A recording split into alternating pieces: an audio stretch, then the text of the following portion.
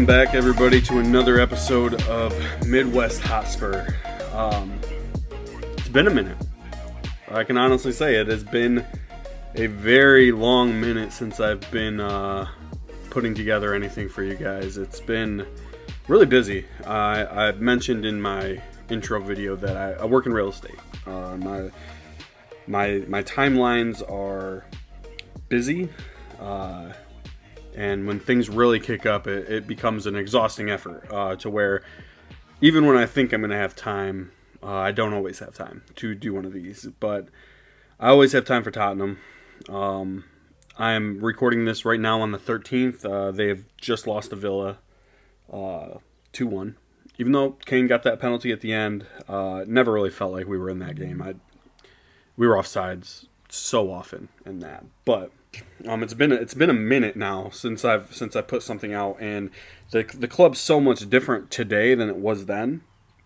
You know, Conte was still here, Stellini was still here, Paratici was still here, albeit all this stuff was kind of coming down the tracks, and we all knew there was going to be changes happening, but they were all still here. And now we're on to Mason as manager, and honestly, some really baffling stuff is coming out with this manager search. And like I said, a couple stories broke that not even the Villa game. I mean, the Villa game, I didn't really feel anything from it. Like I said, we never really felt, at least in my eyes, like we were going to win that match. If we knew how to stay on side, we probably could have scored a few on them. But I'll tell you what, Villa is a very well-coached team. Say what you will about Unai Emery, but the guy organizes his team so well, and that was a team that was ready for this, and in a very concerted effort to make sure that they won that match. But that's not why I'm making this video. This recording, this podcast, whatever I want to call it at this point, I don't really know. But that's not why I'm doing it. You know, a couple days ago, it was announced that Tottenham was getting ready to start their interviews for the manager position. But the one very surprising thing that came out was that who I thought was likely our number one candidate, Julian Nagelsmann, you know, a guy that, you know, went to Bayern, and, you know, say what you will about his time at Bayern. I think he had lost 2 matches this season before he was sacked.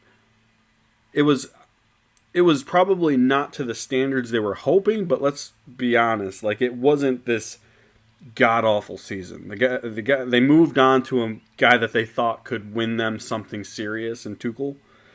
But I think a lot of clubs are going to be very interested in Julian Nagelsmann.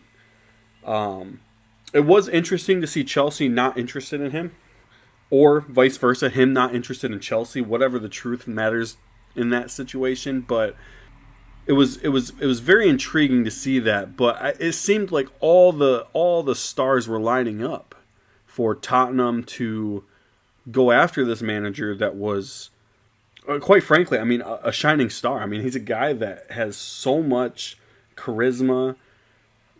He's so adaptable to his teams. He uses young players. He gets the best out of a lot of different people. I thought, listen, if we can't get Pochettino for whatever reason, whatever that may be, if we can't have him, and he's my number one pick, if we can't have him, then Nagelsmann is about as good of a consolation prize as you can get. Don't get me wrong. I like a lot of these other candidates. You know, there's Arne Slot, there's De Zerbi, there's Emerim, there's a lot of guys available that I think are very interesting. But let's be honest, like, Nagelsmann was a different level. So a couple days ago, the news broke that for whatever reason, Tottenham was excluding him from the interviews. That he was no longer on the list. They weren't interested in. It could be that there was some, you know, I think the rumor I saw listed was that Nagelsmann was not interested in talking about the job without clarity on the director of football, the sporting director position. Which, to be fair, if I'm coming to Tottenham in the status that this club is, where your very best player is entering the last year of his contract and very well could leave after a season, your second best player And Heung-min Son is a shadow of himself, albeit a couple better games here recently, but a shadow nonetheless. Your third best player, Christian Romero, who, again, I love, but has been so up and down this season.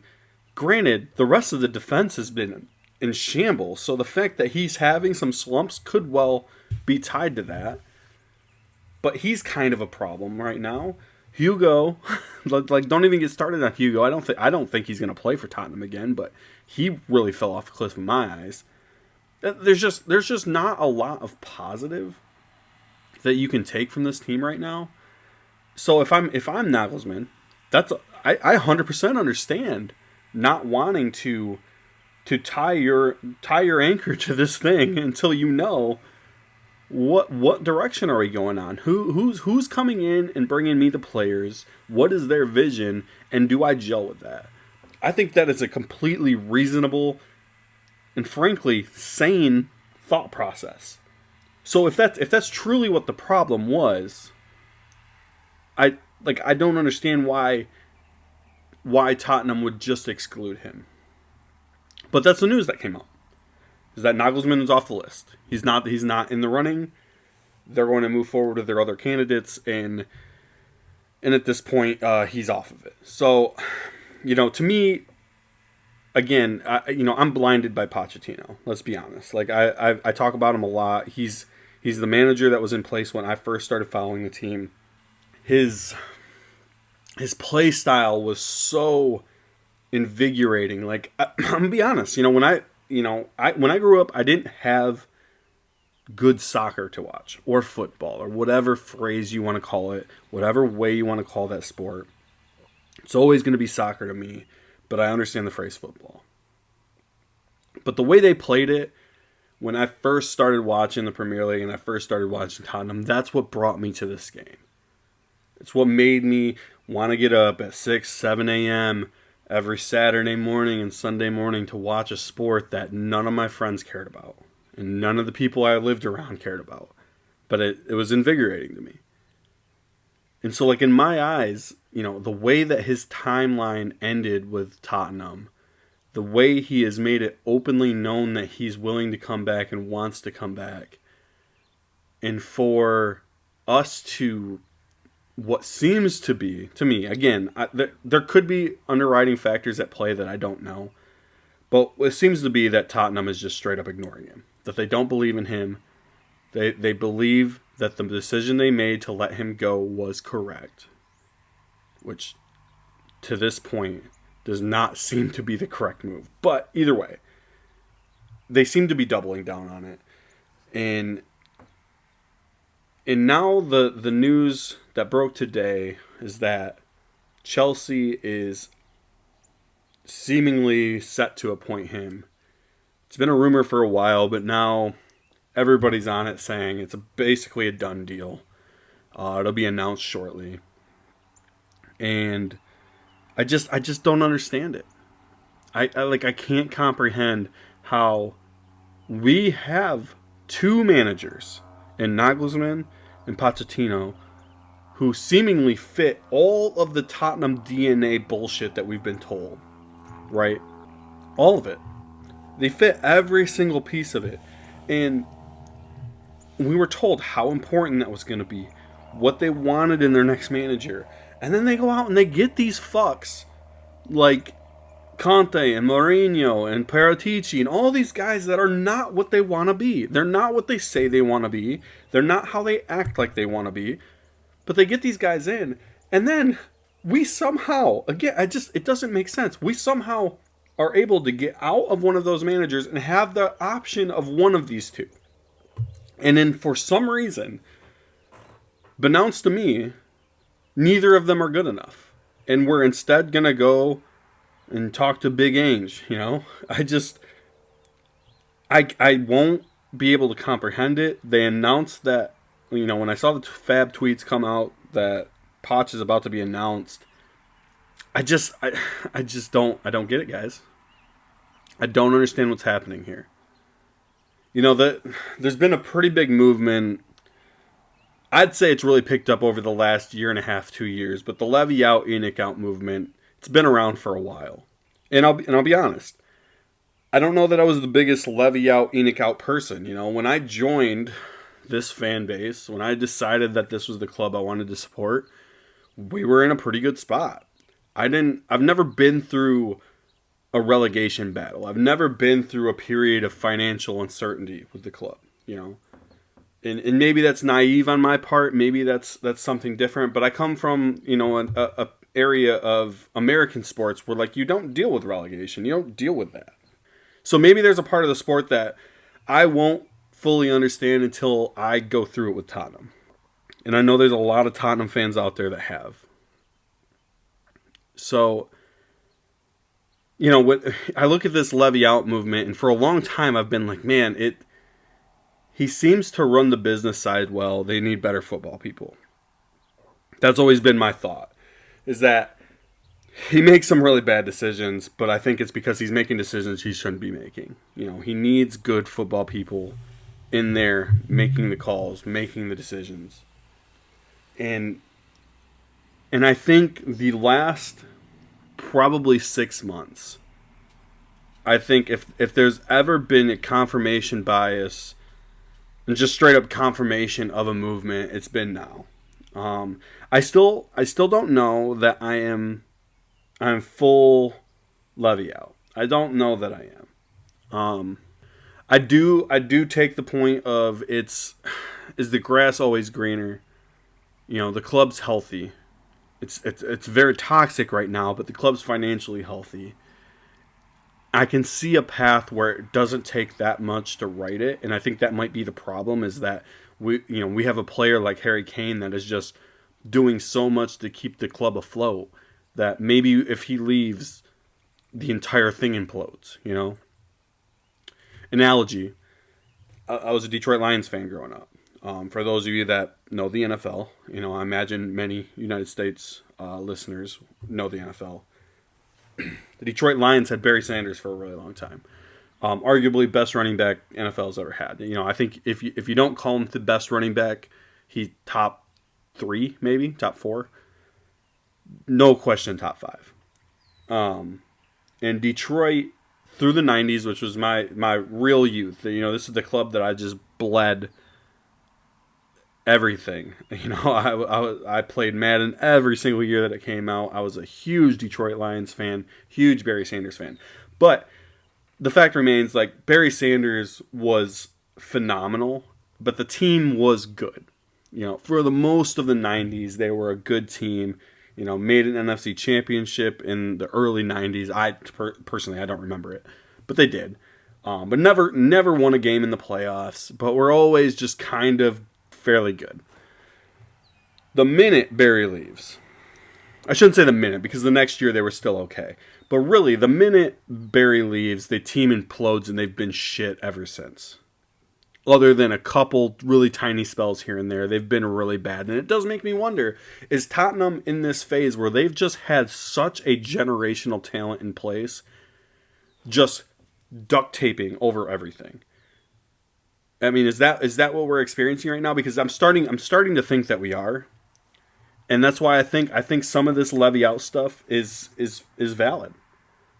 Some of the scenic out stuff is valid. I don't know that plug in a new owner.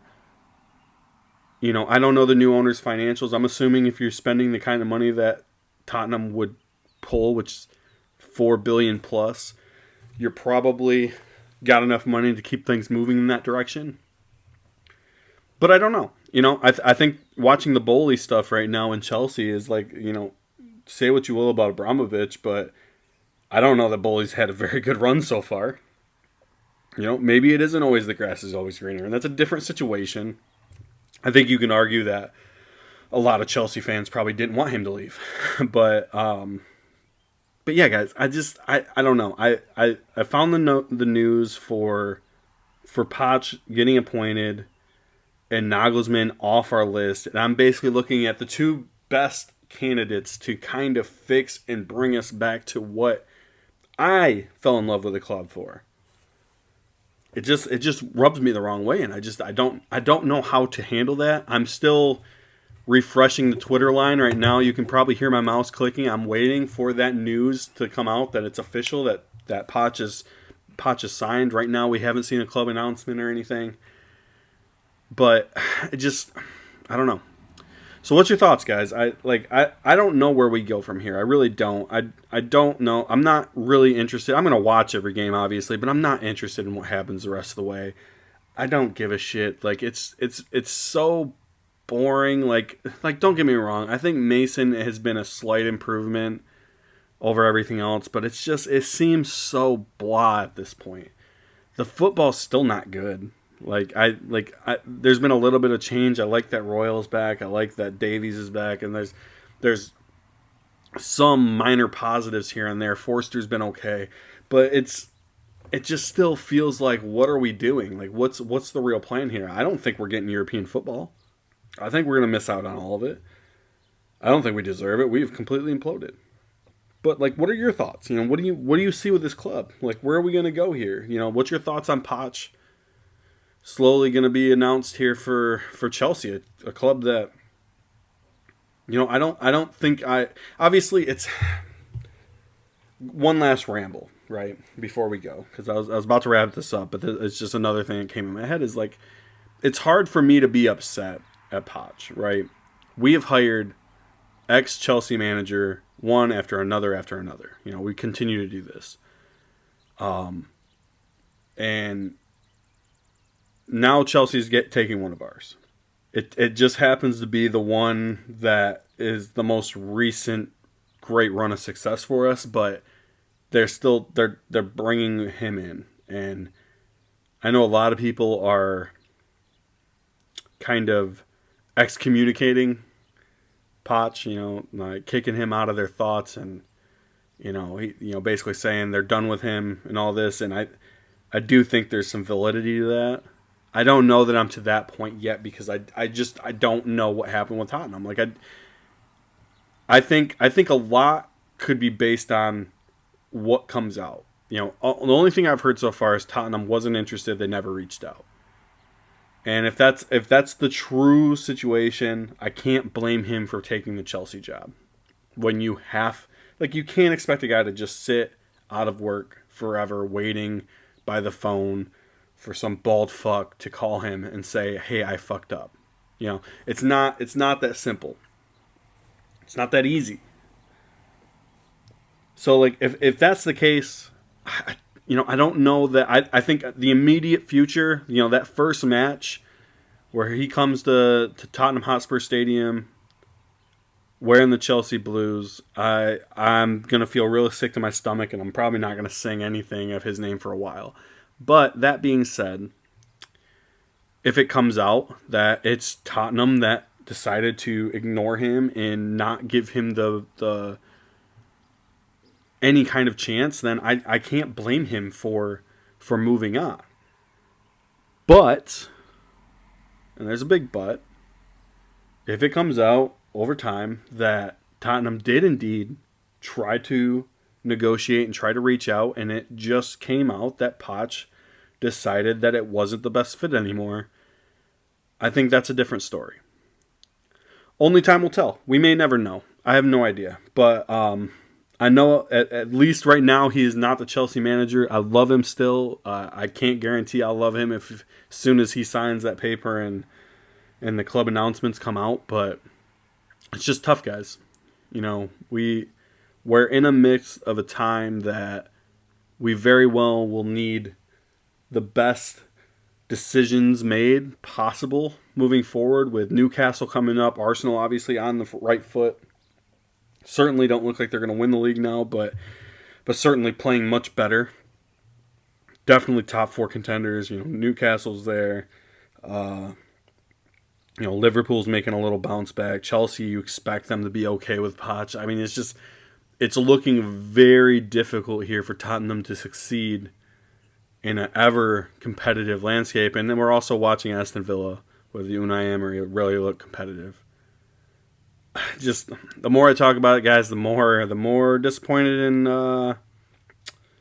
narcissistic I think it is right now. Like I just don't expect great things. So This has been a long one. Again, more of a rant than anything else, but I just kind of had to get some thoughts out. Feel free to reach out on all the socials, Twitter, Midwest Hotspur, YouTube, Midwest Hotspur. Let me know your thoughts. I appreciate you guys staying by. Anybody that listened this long, I don't know what you're doing, but I appreciate you doing it. And we'll get a better schedule going moving forward. Hopefully the manager stuff sorted soon. We'll have some more stuff. Obviously, there's only a couple matches left this season. Then we hit into the transfer cycle. So I appreciate you stopping by. It's been great. I wish the news was better, and I wish the mood was better. But as always, guys, come on, you Spurs.